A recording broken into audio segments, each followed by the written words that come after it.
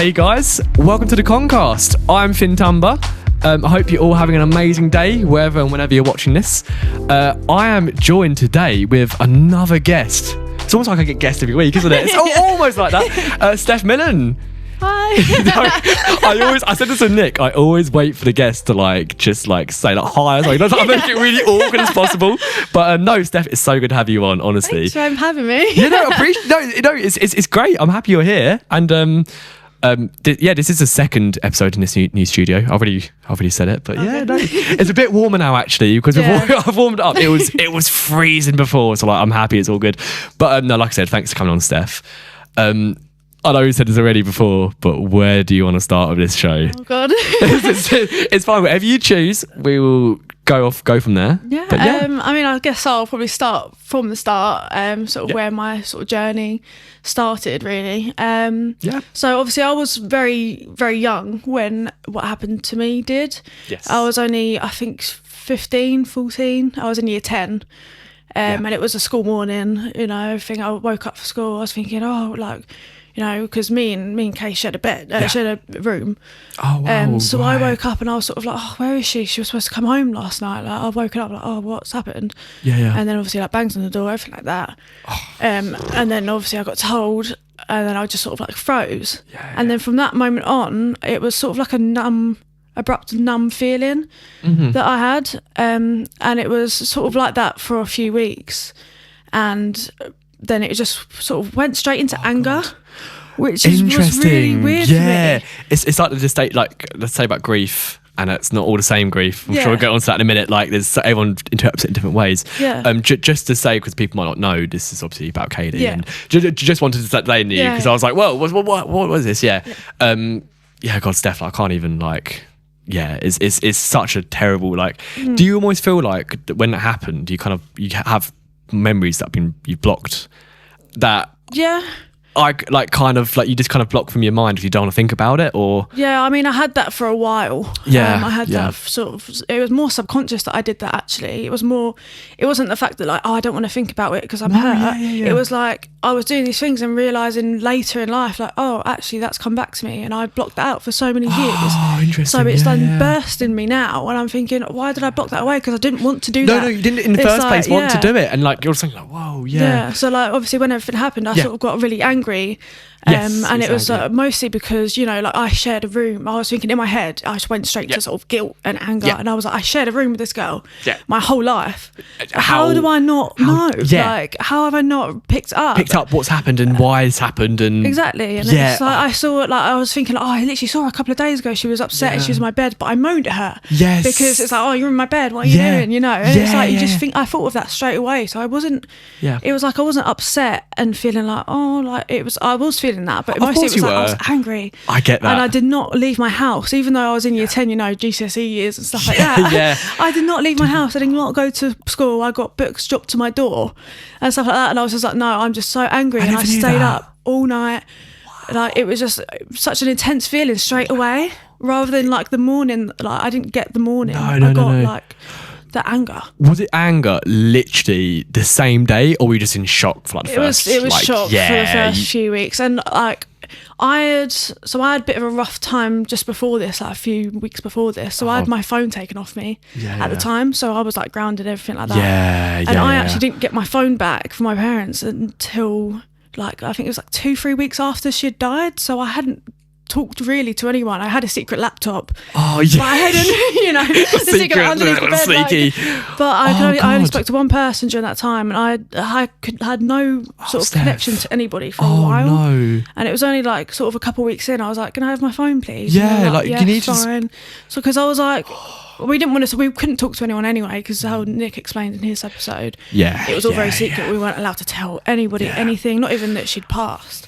So it was more probably. It was that far. It was that far. We couldn't tell people. I had people messaging me going, "Oh, have you seen Kaylee?" We're coming to the door, and things, and going "Where is she? Where is she?" And we're going, "Don't know. Can't say anything." Oh God, that's awful, Steph. It was horrible. The whole family can't say anything. We could have, because it would have ruined the investigation. And I felt that's probably another bit of anger in me as well, because I wanted to tell like her close friends that I knew. It's like I really want to tell them so they can start grieving. They can start mourning in their own way. Exactly, but it felt like I was betraying everybody because I was saying, "Oh, I don't know, I did." So.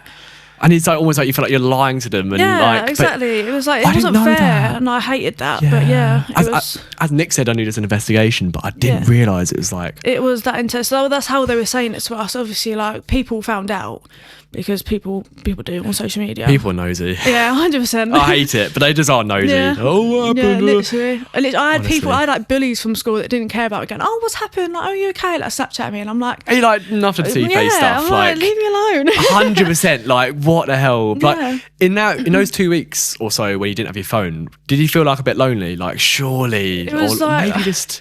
It was a weird feeling because obviously I had everyone, there was like family round all the time, and we're all just like... Oh, of course, yeah. Every morning it was wake up, detectives and stuff like at the house. So we were there. It was like that all morning. They would be there all day with us and things like that. So we were busy in that sense of like, it was, we were talking about where I was with everyone. I didn't really have a chance to sort of go upstairs by myself. It wasn't like we'd all just stick together. Good. That's quite good actually. You're just keeping busy in that sense. Exactly. But then obviously like a couple of weeks passed. My mum knew that I had been on this like secret laptop and spoke to, who I needed to. But she knows.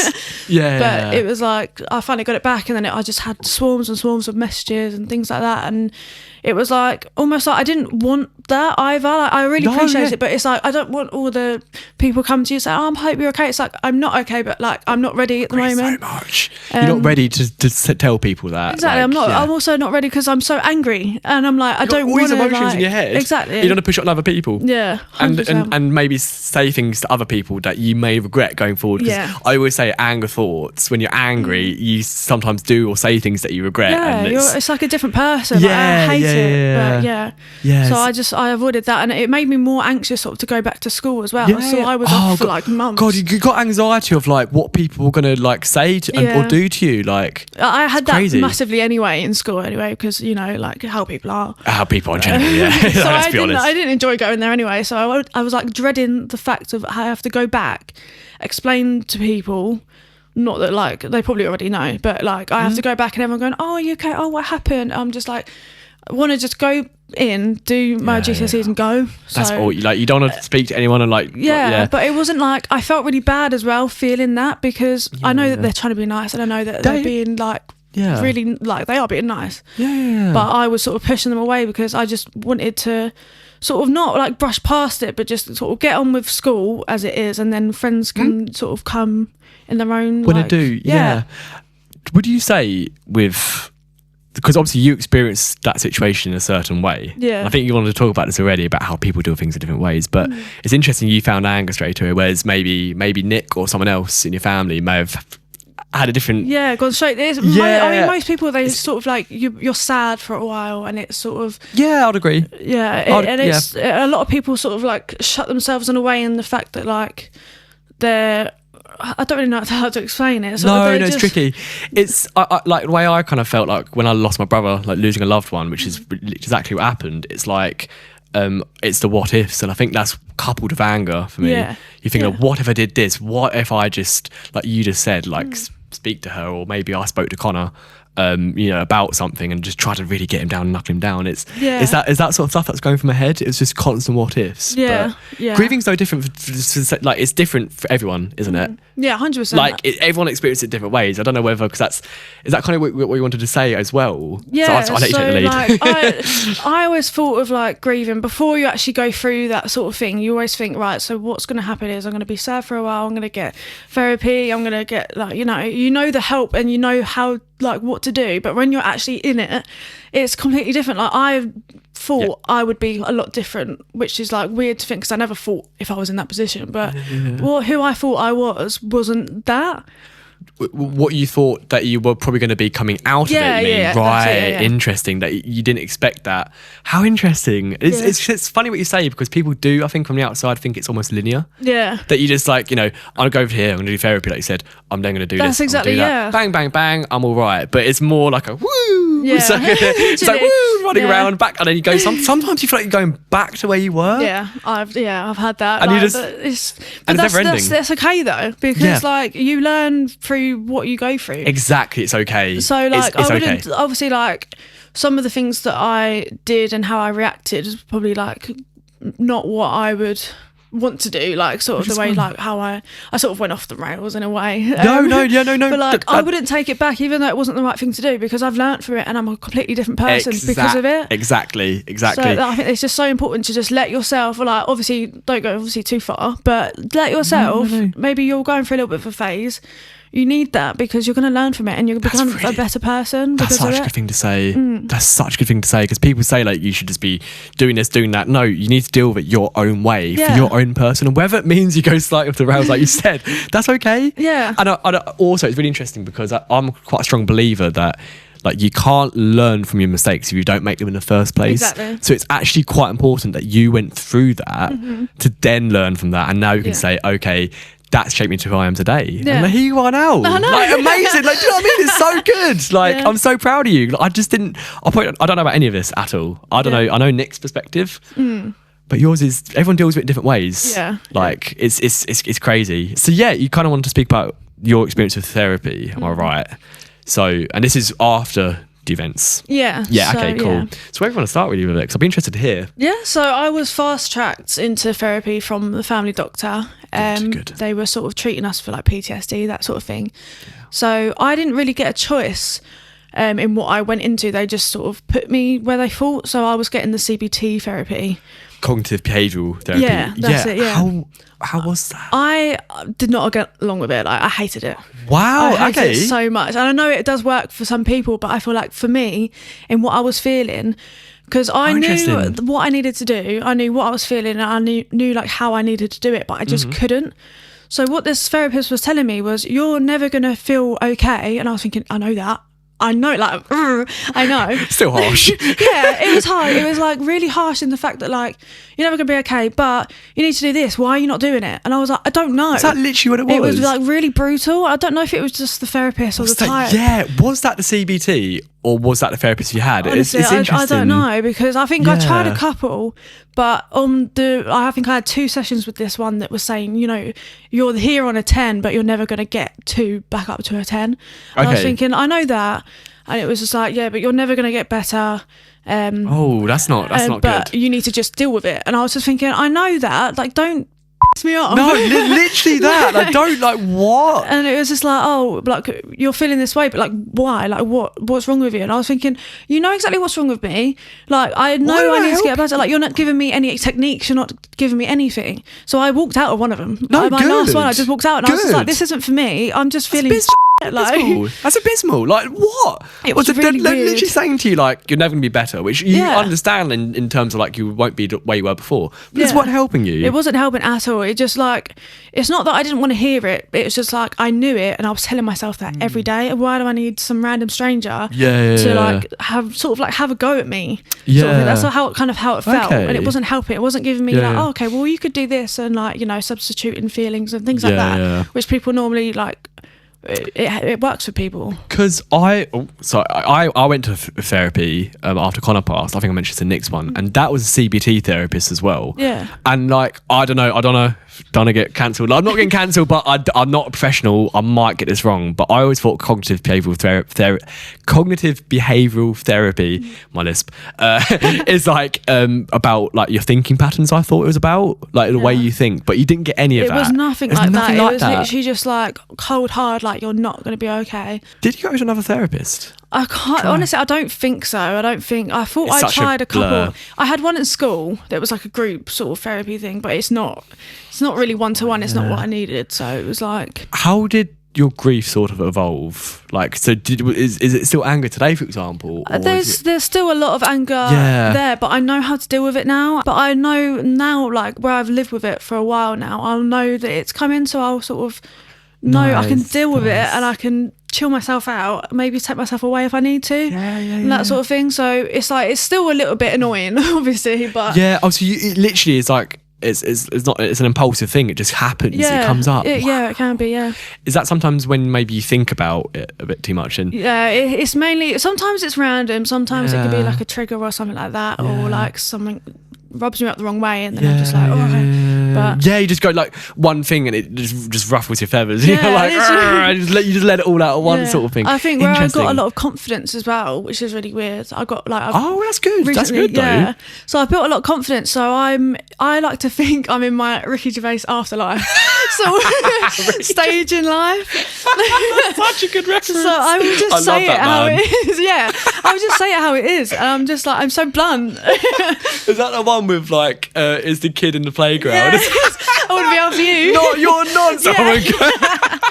I'm not going to say I'll get constantly beat from what he says. I love Ricky Gervais, honestly. But no, that's good though. And do you know why that is that you agree with I think I've just come to the fact of like, life is life. Like, it is what you make it. If you don't say what you think and stuff like that, nothing's ever going to change. It's like, it's too short to just beat around the bush. I was literally about to say beat around the bush is kind of what it is. You just need to just like grab it by the balls and like just, you know, just so that's when it cut as well. But like, I agree so much. That's interesting because like some people, when things like that happen, kind of like you like lose confidence because you're anxious and you have like, you start doubting yourself and it's interesting that you kind of got more confidence. There was that, obviously, in the last like couple of years or so. It's when my confidence has come back up. But it's more in the fact, not being mean, obviously. I'm not going to call anyone tubby or anything.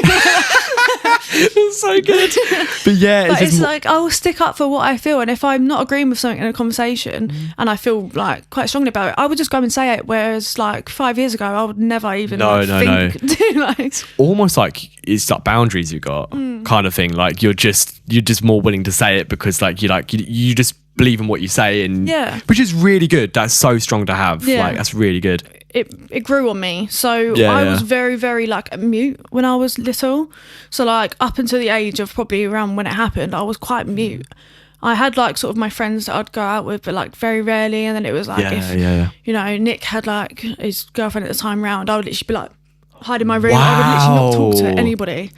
Wow. And I would literally like hide, and I would just be like, like, that's crazy. But like, you wouldn't think it now. No, I wouldn't. I know this is Steph I know. Like, no, not at all. So in the sense of that, it's like now, if I go out and like I'm with my friends or something like that, and someone's wearing an outfit I like or something like that, it's just I would think in my head like, oh, she's wearing something nice. Now I'm just like, do you know what? I really, really like that outfit. And I'm thinking I would never like think I would be able to say that. But I just say it now, and I'm like, do you know what? I really like that. Oh, you look really good today. And I'm just thinking, I'm so happy that that's so good. Like, you just like bang, like you're just saying it. Yeah, because I'm like, if I don't say it, then I don't know. Like, I'm so happy that you're like that now, and especially after like what you've been through, because that's so interesting that you actually gain more confidence. Like I said, because like a lot of people get more anxious like when things like happen. Like, you know, I definitely did after Connor passed, and like, I've always been confident, but I definitely got more anxiety. Like, would you say you felt more anxious? Like, I did for a while, obviously, when I was quite young. Still. Especially. I mean, how old were you? Did you say? Sorry, I think I was 15. I think I was. 15. It's year 10 age, so whatever age you are. Yes, 15. Oh my. Yeah. Are you a year younger than? I think you're young. I'm 22 now, so. So yeah, I'm 23. So yeah. Oh my god. Yeah. It's awful. Yeah. I mean, I sort of went from being sort of anxious. I mean, I didn't have the greatest life beforehand because of sort of like toxic relationships, that sort of thing. You know, I was going through my own little like anxieties anyway. So I feel like that's probably a little bit more of the reason as well why I didn't get so like worked up in my own head about it, because I've already felt like I was already like depressed, and I was already like feeling anxious and stuff like that. So I was already feeling these feelings. It's just like, sort of put it on top of it, rather than like these new feelings coming through. So I was just thinking like, like it's just more. Yeah. So going on as well with like when it obviously this all happened and stuff. And you said you got more confidence and stuff, but with your grief, was there any like? I say this phrase a lot, coping mechanisms that you kind of like from that. I mean, how do you manage? Like, that's hard. That is hard. There is one coping technique that I learned, and it's always stuck with me. And I actually learnt this through, I'm pretty sure it was the school therapist session that I had. We had like a little booklet. This is what you're going to say? Yeah. Oh, yeah, let's plug it. So, okay, it's from the school. Okay, from the it's mainly for like sort of like panic attacks or anxiety attacks or anything you're feeling a bit dissociative or anything like that. So I've made a little name for it. I don't know if anyone's heard of it before, but I've named it Colour 10. So okay, I'm all here for it. So like normally what you hear is like, oh, close your eyes and count to 10. I cannot do that. I disassociate if I do that. Like I'm just gone. Your brain just won't. Yeah, I'm gone. Yeah. If I close my eyes, I'm like, I'm somewhere else. Can't do it. Yeah. So what I learned was, so pick a colour. And it'd be any colour in this room. So, for example, we'll say blue. Yeah. You've got to find 10 things in this room that are blue. That are blue. And you can't stop until you find something. So you need to find something. I'll be like 1, 2, 3. Like you keep going, and then because you're so hyper focused on this thing, it does pull you out of it. Oh my, that is so good, Steph. Yeah, I've always kept it close to me, but like I didn't know if anyone had ever heard of it. No. I mean, there's lots of different variations of that. Yeah. Like your senses is like, what can you see, what can you hear, what you taste. Like you just said though, that just wouldn't work for me. Yeah. I'd get too bored. But like, I feel like I don't care. Like, I can't taste anything. I'm not eating anything. Yeah. I can hear you. I'm like, I just wouldn't. But like, I think you need to find that one thing that just works for you. That is seriously good. Because it's really realistic. I'm It's gonna like you probably are going to find 10 things. Yeah, if you look yeah. hard enough, you're definitely going to do it. And the harder it is. It's like the more longer you're thinking about it, and then you're out of it, and you just like it gives you that minute to breathe. Do you ever get high scores? Do you ever like I get high scores tally?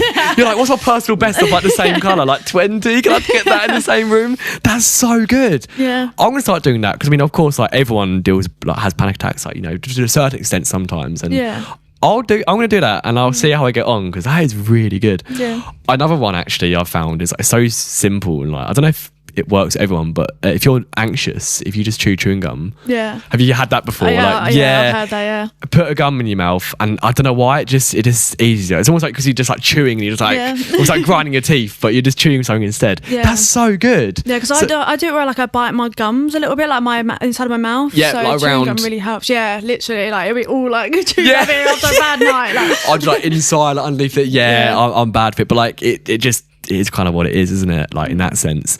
But did you say you found that out at school? Yeah, it was sort of like we did like a survey at school, and then it was like a certain amount of people would go to a group therapy session, which was really weird. Oh wow! But they gave me like a little booklet, and that's where I learned it. And it was like a few like techniques and stuff like that. And that's just so the one good. That stuck with me. Oh my god! Yeah, yeah. No, I'm definitely going to like do that going forward, and I'm sure there'll be someone watching or listening to this. Yeah.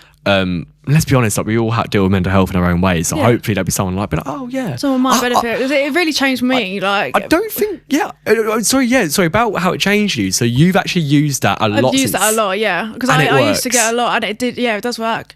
As long as you don't pick like a colour that's obviously not going to be in the room. That was just you've got to be somewhat realistic. Yeah. Oh god, that's really good. Yeah, choose like random. Like I'll get more stressed out. I need like a specific crimson red. Yeah. Get maroon colour. Yeah. I'm like, what? Like what the hell? I can't find it. They're 100%. I'm gonna try that, and I'm hoping someone will try that and it'll help them. So thank you for sharing that with me. That's okay. But yeah, so with that was a big one of dealing with mental health around that sort of time.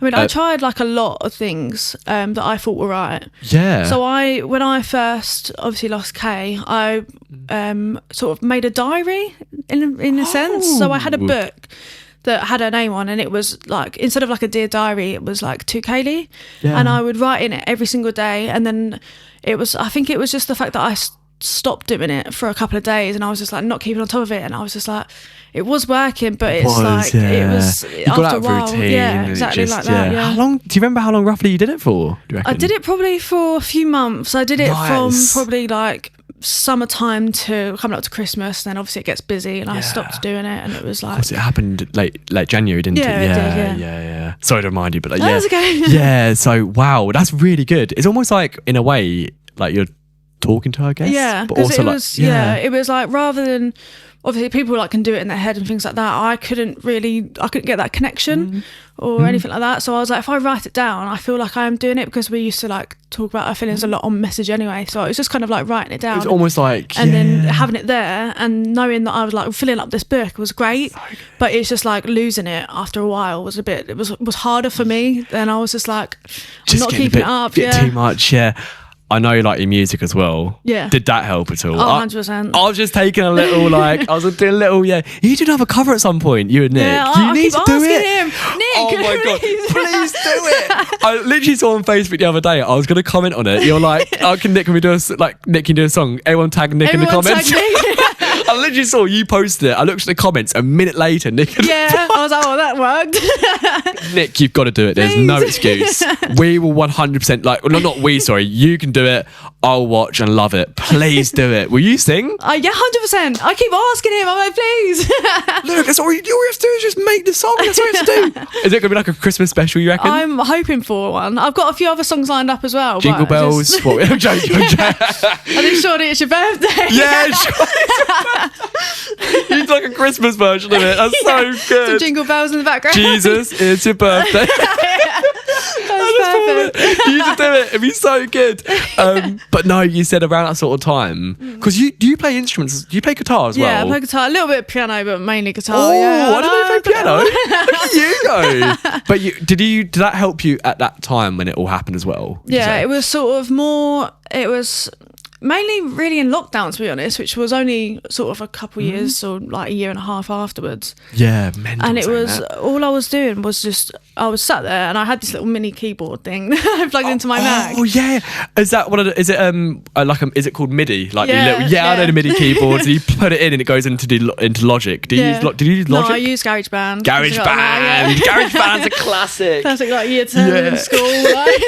That's brilliant though. Yeah. So like you used that. I just started all of a sudden, because I thought it, like in and out of love with my hobbies. Yeah. So like sometimes like for a while I have dry spells where I won't do music at all. Yeah. And then I'm like, oh, actually, I really love doing this, and I'm just gonna do loads of it. Yeah, just and like that's what I did in lockdown. Yeah, I was recreating like songs on Acorn. Like I was putting covers out all the time. I remember some of them actually through Nick. I remember you doing stuff and like, hasn't Nick got like a studio? He had one in his basement in his old house. That's what it was. It's the basement. I remember now. We did like a lockdown cover of that Paramore song, and we actually did that in two separate houses. Which Paramore song was it? It's Still Into You. Oh, it's such a banger. I'm not proud of it, to be honest, because I'm pretty sure he used the wrong track, because I did like a filler track and I'm pretty sure he used that. You don't want me to put it over this video? No, I'm not proud of it. But it'd be so funny. No, I won't. It's not that bad, to be fair, but it's just awkward where you're not in the same house and things like that. 100%. Oh god, because you're recording with different. Yeah. Oh god, that's really. I had to record my own little like music video from like my phone.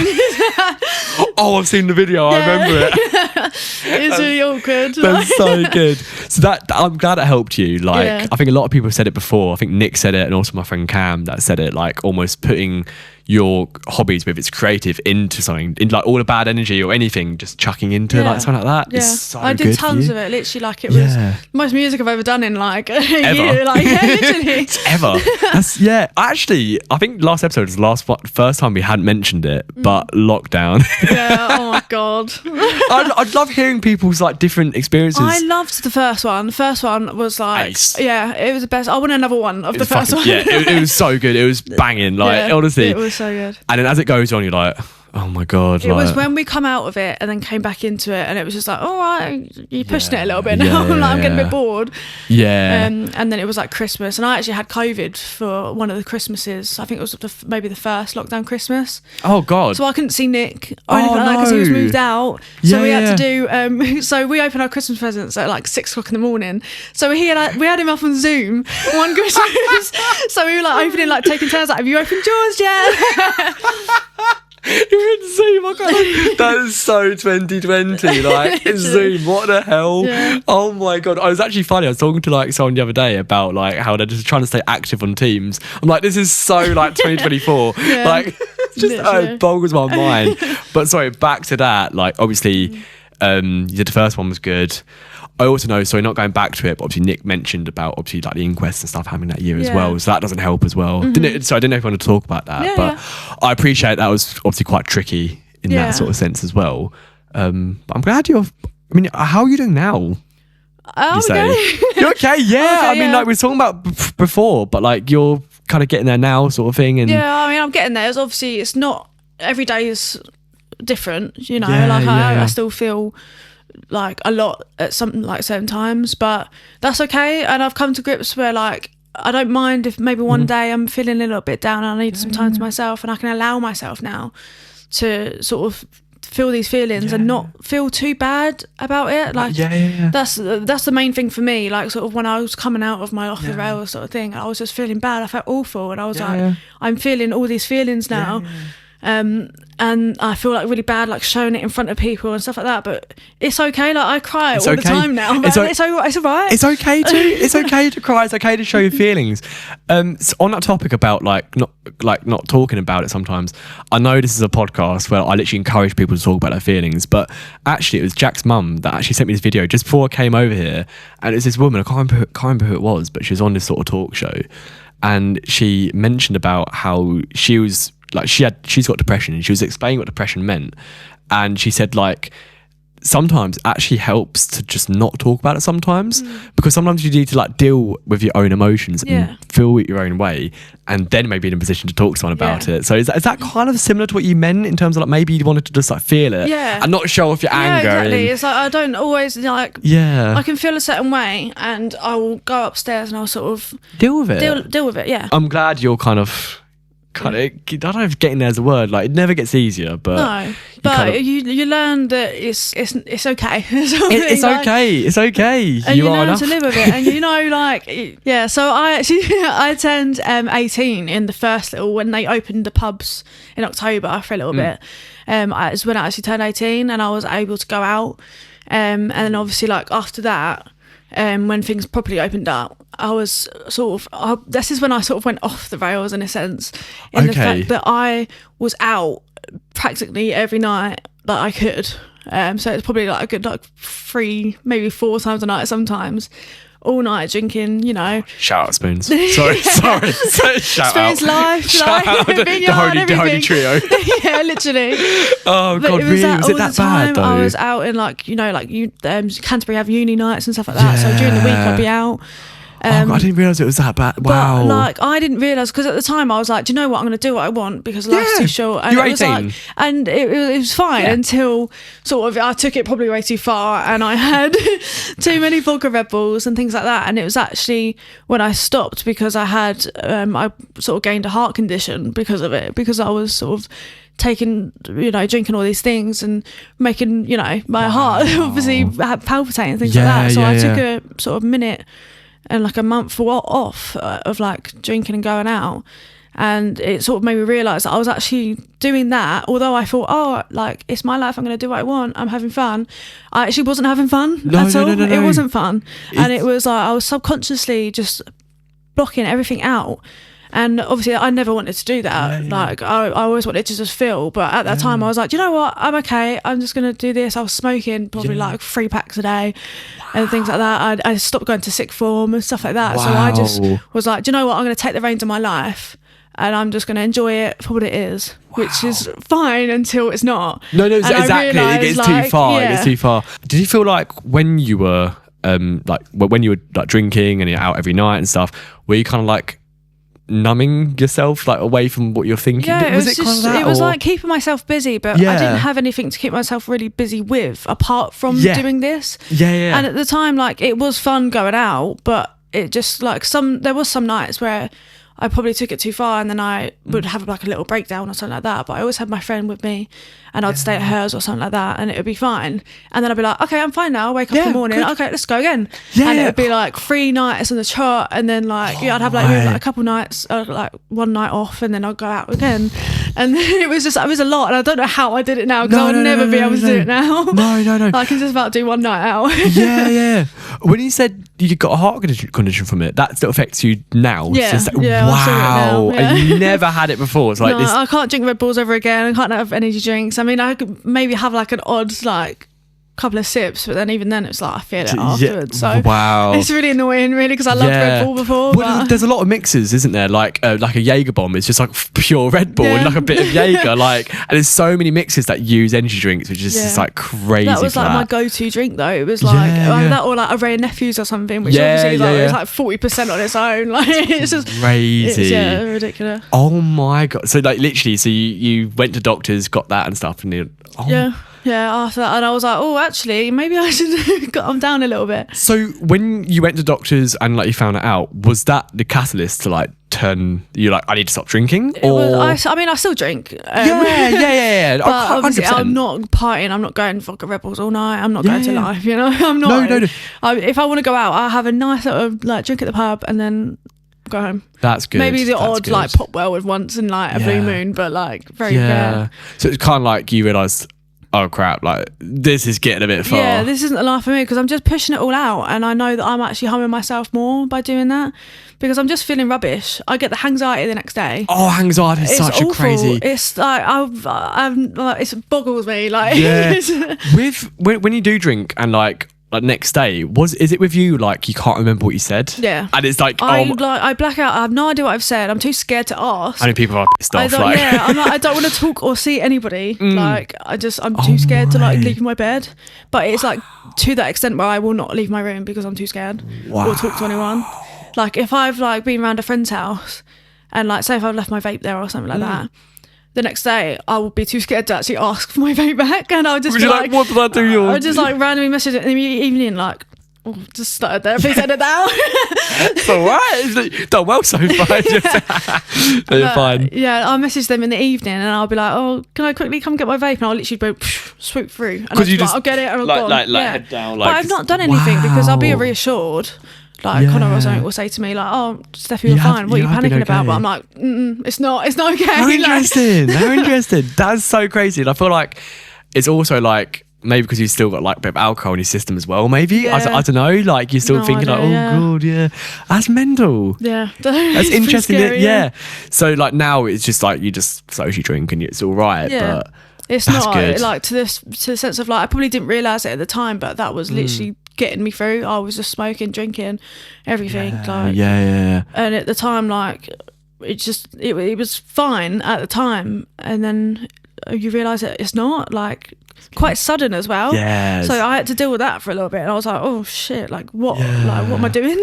And you just turned 18 as well, so like so you turned 18 during lockdown. That's mental. It was literally just as they opened up like the pubs for like a couple of weeks or something like that, and I luckily just got my party, like my birthday in there. Oh my. And then I was drinking all for lockdown, obviously on like the Zooms and things like that. Because it's like literally you're like, oh my god. So it was like I started obviously drinking, so I got my tolerance up, so I was drinking more and more. Exactly, because of that. It was like just carrying on, just out. And then so like I avoid sitting bored at all costs now, just because of like who I was before is not the same person as who I am now.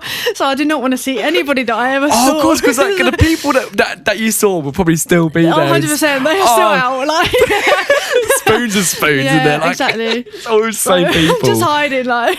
Oh god, honestly, like I went to Spoons the other day. With my mates, and like I'm 23 now, and we just sat around a four-seater table, and I'm like, we're old. We're literally like, oh my god, we just sat around. We're not like when I was 18, you'd be like, we're getting shots in. Like now it's like, oh okay, I'm just drinking a pint and we're just having a chat. I'm like, it's so much different now. But no, I'm so happy. I didn't even know that, Steph. So, I mean, I'm sure I probably saw you around, and I never knew. On dance floor. In the middle of spoons. What? Dance floor spoons? Probably enough drinks. Honestly. God, I haven't been to Vineyard a long time. No, I do try to stay away, just like you say. Literally, it's awful.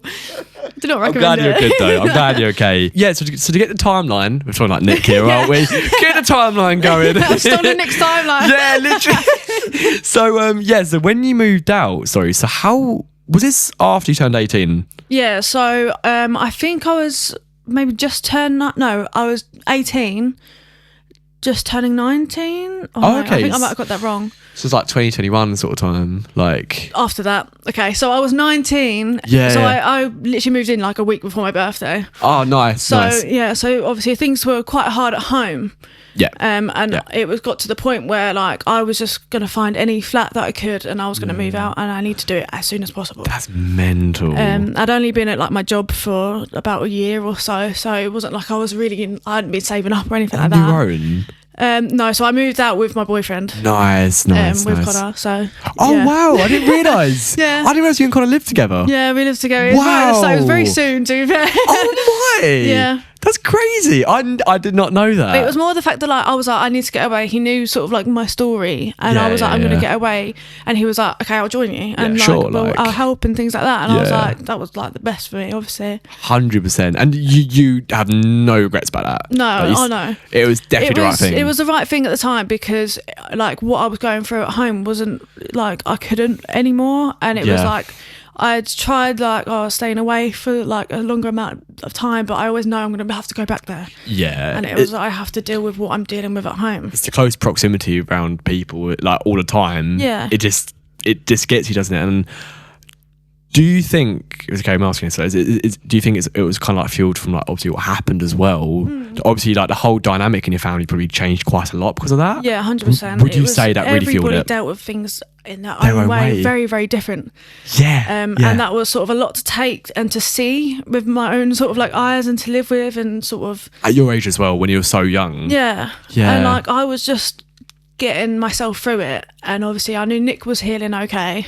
As far as what I knew. Yeah. And I was like, okay, right, I'm on my own road now, I'm going to get okay. And then it would just be something like one night, something would happen and I'd see something, it would go straight back down. So I was like, I need to get out. So I took my trust fund that I had. And I used that as my deposit, and I was like, I've gone. So I moved out, but I was probably moved out for about a year until it sort of all went to shit.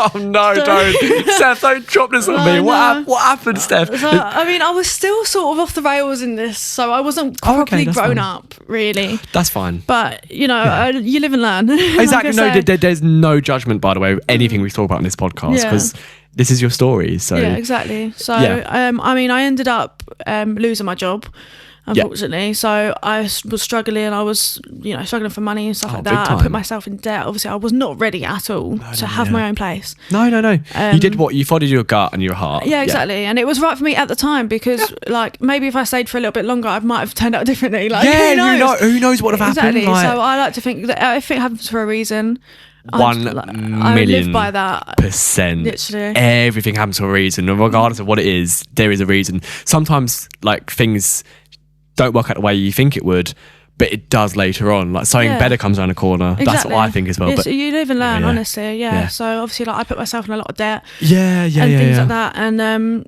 obviously, it was hard. Like, but obviously, moving back home. Of course, So we had to. I moved back home. Obviously, I was in a different room as well because Nick had moved back home as well. So he took my room. So I was in this thing. So I didn't really have any of my things and stuff like that. So it was like a really strange experience going from like this really independent person that I'd become to going back to going back to and like thinking, it's different. Yeah. So but I learned from it, and I wouldn't change it, even though obviously it's not the greatest. But like I wouldn't change it because it's shaped me. Yeah, exactly. What was it like moving back in? Was it? It was horrible. It was horrible. It was nice the fact that like I had company around me all the time because Connor would work a lot, so I was actually in the flat by myself a lot, and it was quite lonely at times. So it was nice to come back to people and having like my mum, dad there and stuff like that. Because at the end of the day, we are like all best friends. Oh, you are your family. Yeah, you are family. Yeah. But I do get that. It's gone from the independency to like I'm now like back here again. I was adulting before, now I'm back. Interesting. Things had changed a little bit. I think maybe some of the people in the house realised maybe a little bit about why I went and things like that, and they'd probably they calmed down a bit. Really. So it made it easier for me. which is good. It almost might feel like as well that because that you moved out, Nick moved out at that same time as well. You said maybe the other family members just had a bit more time to themselves. Yeah. Maybe that. I mean, I don't know. I don't know family, but perhaps I always feel like having your own space to deal with things and just process your feelings kind of helps sometimes. Yeah, definitely. Yeah. So that's really good. So.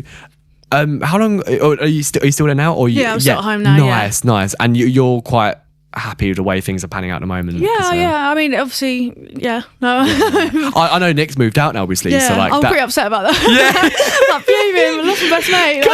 Gutted. Yeah, I'll say so. Throughout this, everything that happened. Actually, one question I had: you and Nick, like that. Do you still stick? Yeah. We are literally best friends. Like he's my best friend, and I will go to him and talk to him about anything. Oh, that's so good to hear. Which is really weird because we didn't really speak that much growing up. So like in the sense of I was a lot younger than him, so obviously like when he was through secondary school, I was still like primary school, whatever. You know, we didn't really have that. I don't think anyway. We didn't really have that connection, that brother-sister connection, and especially where Kaylee was more his age. It was more of course Nick and Kaylee, so they were like best mates, like all going to the same school and stuff like that. And I'm still like, hi, like, can I play with you? Like, I'm still here. I promise. I'm still your little sister. Hi. Yeah. So like we weren't really that close to be honest until I sort of started inviting myself out with him and stuff like that. Nick, please take me along. Yeah, please. I was like, he started like having like house parties and things at his or like house gatherings. Sorry. So I was like, oh guys, can I come? Please. Take my hand. And then literally. And then like we became more like sort of like more best friends then. Nice. And then since then, like and him moving out, like I would go to see him a lot more. And it was like we talk more and then we actually like opened up to each other. Nice. Which was really weird. It was a really weird like dynamic that just always happened. Like, how many years are you there between you and? 5 years it must be. Yeah, 5 years. Because the same age as my brother Connor, and obviously you're younger than me. So yeah, I felt the same with Connor. Where like, there's a certain age where like he was like 16 or 15, and I was like 10 or 11. Yeah, so that might be also half of it that you got older, and as you get older, you kind of realise things a bit better. And I mean, we had like a small connection with like would maybe record a song or something like that. But then that's the only time like we would see. Wow. Like, I'd really see him because he'd have his own room and everything. Like I know not to stay. Like I'm the girl and like here's the boy. Like it was kind of quite separate in that sense. Yeah. But I'm so happy that it's changed. No, it's good. When everything obviously happened to Katie and stuff, do you feel like you and Nick almost got closer, or? Yeah, it wasn't instant. No.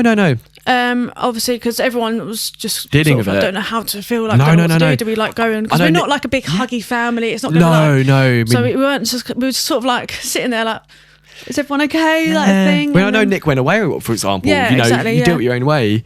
Nice, been up since then. But since then, I think it was we started to because Nick said obviously he likes to talk on message a lot about his feelings, and so do I. So we would Snapchat each other from our rooms rather than going to see each other. It's easy to type it out sometimes. The more and more we did that, the more easier it was to like sort of be friendly with each other, if you know what I mean, which is really weird to say about like a brother and sister, but in that sense it's less confrontational. Like if I was going to tell someone that I was really struggling, I'd find it so much easier to text them or it's just a lot easier just to do it over text. I do get that. And I mean like he started doing a lot for me, like he would be taking me out to like Blue Water and stuff and that's my nice birthdays and like treating me and stuff like that, so he did obviously do a lot of work. I was still a bit like shy at that point as well. And things like that and avoiding people and whatever, but he sort of brought me out of the shell, and I feel like that's probably why it's why you got more confidence actually. Like that might, because I feel like Nick does have that, and like it's interesting, isn't it? I was actually gonna ask. I know you said like earlier that you had a memory about Connor. By the way, for the record, this isn't about Connor. This podcast. I know why that might have been a thing because it happened to be before we had Nick on. We had 3 other guests that knew Connor just before him. So I feel like he kind of thought like, oh, this is all about Connor, but actually this podcast isn't actually about Connor. However, saying that you do actually have, did you say it in memory? Like, it's little, like it's so funny. Memory. I don't know if you want to keep it on or what, but no, we're keeping it. We're keeping it. It's mainly because like I was so. it was like he was friends. He had like a little group of friends. Yeah. And he had Connor round once for a sleepover. Nice. He had like a projector or something. They were watching like Moulin Rouge or something like that. I can't remember what it was, but they were watching it all downstairs. And I used to be, was it that little like the little sister? I used to get really nervous. Yeah. And Connor came round, and I used to be like, Nick, is Connor coming round? And I actually used to fancy her a little bit. Which is, I don't know, is that really bad to say? You're allowed to say that. That's so funny. Well, when's he going to invite Connor around? When's Connor? How's Connor doing? Is Connor coming back? Yeah. And you're walking, you're like twiddling your hair, kicking your feet. I used to like run downstairs, like getting like a little drink or something. No way. Did you ever talk to him when he came round? Well, honestly, I do not remember. You got I don't too think nervous. so. Yeah, I was just like that because I was so little, but I was just like, oh. No, that's so funny. We're keeping that in. That's so funny. Did you ever tell Nick that? I think he clocked on because it's pretty obvious. It's so funny. Oh, that's such a funny little story. Actually, that's so funny. No, Connor was a funny guy, but no, Nick, you can't. Yeah, that's staying in. Sorry, Nick. He probably knew anyway, but that's fine. I know you mentioned before we came on about you want to talk about some like phobias, and you said you picked them up. Yeah. Like more recently, you say. Yeah. I'll let you take lead of it. Yeah. So obviously, like when I first found out, obviously I was in my room constantly. I wasn't sleeping, as I said before, and I would actually get like sort of sound. I like to say sound hallucinations. Oh, okay. Yeah. And things like that, and like. There'll be times where after like 3 days worth of not sleeping, I've probably like think I've seen something, but I haven't. Wow. So I used to get like sleeping. I got prescribed some sleeping tablets from the doctor and stuff like that for it. But it only really has like come a thing where it's like it's come back a little bit. So I'm actually really, really scared of the dark now. No, I get petrified. that. Like I was never ever before, because obviously like I was a night owl. I was going out all the time. Yeah. I literally I have to sleep with a light on. Like, I can't go anywhere. Is that dark as well? Like outside as well? Yeah, outside. How like interesting. I can't walk. Like because of hallucinations and sound, and that's so interesting. Yeah, I used to love the dark as well. I was a night owl, so I'd always on my on my phone, pitch black. Wow. Now I literally can't sit in a room where it's pitch black. I will get like really worked up. And is that like, it's like winter's never a good time for you? I can't walk anywhere, so I've got my car, so it's alright. That's great. No, it's not crazy. Like, it's completely, I mean, phobia is like something that you can't. It's sort of the feeling that, like, you know, when you feel like you're being chased up the stairs, like as a kid, and you used to like run up. Yeah. It's that feeling all the time, but like when you're walking around, like I can't look anywhere. It's kind of like the unknown of, because you can't see what's there. Yeah, and I make my own things up, and I'm just like. Do you ever? Sorry, this is a really funny little like anecdote, but like. Do you ever like if you're like in the shower and like you have to like wash your face, or like you got body like and then close your eyes like the demons are gonna get me, the demons are gonna leave me alone, and you're like oh my god, like trying to rinse it off you, like funny moments, so oh my god. No, I get that. I'm gonna be vulnerable as well actually, and I've got a really weird phobia which I don't know why I have it. Actually, like it's so stupid. I have a fear of like open spaces. Oh, okay. Really strange, right? I think it's because it links to like how you're vulnerable. Yeah. I don't have a clue why. Like I could be in a field and I'll be like, I just feel like really like exposed, if that makes sense. That's really, I've not heard of that before. That's really interesting. I remember like hearing about the phobia, there's a name for it when I was younger, and I was like, what a stupid phobia. And like as I got older, I'm like, I've become the person I thought I wouldn't be. I've become him. I'm like, oh my god. And like literally I don't know why I have it. Darkness is an interesting one. I struggle with it when I'm sleeping. I like to have a bit of light. Yeah. I still sleep in pitch black, but I'd like to have a light. Yeah, I always have like a sort of like any sort of like, not even, it doesn't have to be like a bright light, but just like just something that I can see the room, I can see everything. Like just enough so that like if you got up, you can just see the door, you can see everything around you. Yeah. How interesting. Ours is probably linked. It's probably like the vulnerability of like. The vulnerable, exposing 100%. It's like just feeling like, yeah, that is 100% it actually. You got it spot on. Yeah. It's just feeling like, oh God, what's out there? Like, yeah, exactly. It's like, 100%. Is that more recently as you got older, did you say? It's like more stronger now. Yeah. Obviously I was a little bit scared of the dark because like, you know, picturing things, whatever. But I used to be able to like block it out or anything like that. But now it's literally like, I can't really contain it, and like No, even if there's no, someone no. else in the room, I'll be like, no, I'll quickly like put a No, light I on, need a and light it's on. like it's crazy because I never thought like what you Yeah, said. yeah. Oh, Never- why are you scared of the dark? Oh, it's only in the Right. dark. Like Yeah. I'm petrified now. Crazy. They say phobias are actually like formed when you're a child. Okay. Maybe they're not. Again, fact check me. Don't. I'm not doing false information, but I have read it somewhere that apparently, like scientifically, you pick them up maybe even subconsciously as a child. Yeah. It may not be prevalent, but as you get older, they come back, which might. Maybe that's it. Maybe yeah. that's it. I don't know about bloody open spaces for me, but like I'm just a weirdo. Let's not say that. Let's not self-depreciate myself. No. But like, no, it is interesting phobias. Everyone has the classics, don't they? Like spiders. I've always been scared of like spiders and heights. And Oh, things like that. really? Yeah, heights make my legs just. Oh, you know what? I'm the opposite. I'm like, if I see like the Eiffel Tower, I'm like, oh my God, that's scaring me. Oh my God, that's so big. Like what? I literally went to Paris like this summer. I didn't go to the top, but I know for a fact if I went to the top of the Eiffel Tower, I'd be like, oh, this is peace up Baytown. Like this is pretty cool. But like looking up, Yeah, no, I get vertigo so bad. no, like. genuinely. Have you seen the Willem Dafoe meme when he's like, oh, yeah, I'll put up an YouTube video. I tell you what, I'm gonna get it up for you now quickly. Literally, it's what I think of. It's like he's looking up. Wait, Willem Dafoe. Do you know Willem Dafoe? He's the Green Goblin in he does so many more films. But it's that picture there. He's like, I'm looking up at a tall people like, yeah, honestly, that's literally me. But no, that's a good one. No one's spoken about phobias yet. Yeah, it was really unexpected. I never thought like that was a side effect because no one warned you about that. No, genuinely not. Like how like crazy. But so this is the end of the not quite. This is almost the end of the podcast. But first of all, we have the Conn'Cast playlist that I believe, Steph, you have. Is it just one song? I've got one song and a music video. Too much. I'm joking. No, no, not allowed. No, a music video. Yeah. What? I'm gonna have to make a bloody YouTube playlist now. Like, no. The song as well, but the video works so well with it. It's it's important. I was kidding. Like 100% plug it. So yeah, I'll let you crack on. So I mean the video and obviously the song as well is another Ren one. So it's called Hi Ren. And it's Ren? I love Ren. I fucking love Ren. Ren. I love Ren. Cameron obsessed. editing this is at the moment going, oh, he is Ren's biggest fan. I am. You are. Oh, you're in a little face off.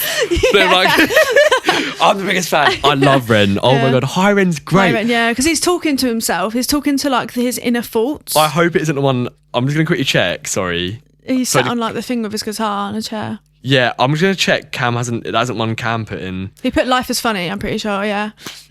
I literally just saw it and he put it in there. So sorry, as you were, Hi Ren. Yeah, that's the video is so important because you can see him physically talking to himself, but at the end of the song, obviously he sort of like battles it, and he's Is he in a chair? Yeah, he's in a chair. The camera's there, and he's like going like that, and going like that. That's it, exactly. That's a great song. When I first found it, or when it first came out, I was obsessed. I was watching it and listening to it over and over because I related so much to it. I was like, "This is me." Like, no, genuinely, it's like all his insecurities and his worries, and then he's got someone else saying like, "You shouldn't feel like this." And he's like, "You can't get rid of me." Like, it's it's so good. Such a good song and video. That is worth me making a YouTube playlist. I'm also going to copy all the songs in there, but just have Ren at the bottom because like.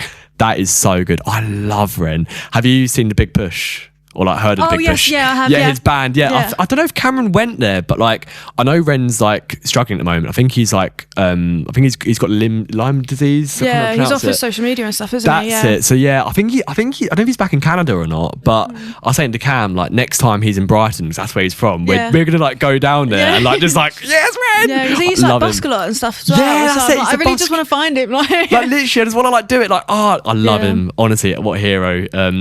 The other camera did cack it again straight away. However, that's quite good timing. I think that's the universe telling us this is the end of the podcast. But I've got one more song. Got one more song? I've got the Spotify song. Oh, do you? Sorry, I was joking. You actually have another one. Sorry, please. Yeah. So you got Ren and the music video and then this other song. And then this one's on Spotify. I was joking, but plug as much as you want. That's okay. So it's called Bad Life by Sigrid and Bring Me the Horizon. Oh, okay. So like the moral of the story is sort of like it's so like the phrase is it's not a bad life. No, it's just a bad day, not a bad life. And that's a phrase that's always sort of stuck in my head. Yeah. And I always just remember, like, if I'm having a particularly bad day, I'm like, it's just like a bad day. It's not the end of the world sort of thing. And it's like the chorus is saying, like, you know, the world's on your shoulders, but it's going to be okay. And it's just always like one of those phrases that have just stuck by me. That's so good. It's like, sorry, pardon me. It's like, yeah, like you say, it's just a bad day. You wake up next day, it's a new day, it's a fresh start. Exactly. It's not, it's not the end. So yeah. Listen to it, guys, or else. You got no choice. Yeah, literally. No, all good. No, we'll do it. Yeah, we don't condone violence. No, I'm kidding. But as I was saying, that is no more songs. No, that's it. I'm kidding. This has been Finn Tumbo as always. This has been Steph. And and we will see you. Well, no, sorry, I keep on saying this. You will see us next Sunday. Well, me at least. Yeah. Next Sunday at 7 p.m. Thank you for watching and listening. Yeah, we'll see you all next Sunday. See you later. Bye. Bye. Brilliant. Cool. Fantastic. Woo! Oh my God. Woo! Did it. I did it. You did it.